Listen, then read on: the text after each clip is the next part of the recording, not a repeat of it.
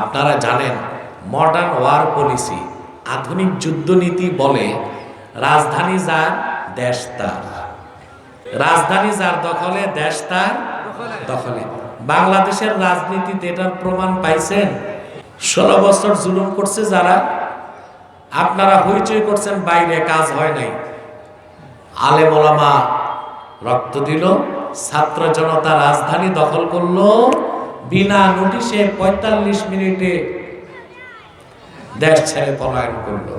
রাজধানী আপনাদের, দেশও আপনাদের, তাহলে রাজধানী যার দেশ। একই অবস্থা সিরিয়াতে বাশার আল আসাদ 11 বছর জুলুম করছে। কত বছর? 11 বছর। বেছে বেছে সুন্নি আলেমদেরকে হত্যা করছে। সে হচ্ছে শিয়া, নিকৃষ্ট শিয়া, নুসাইরিয়া। শিয়াদের এই অংশটা কাফের।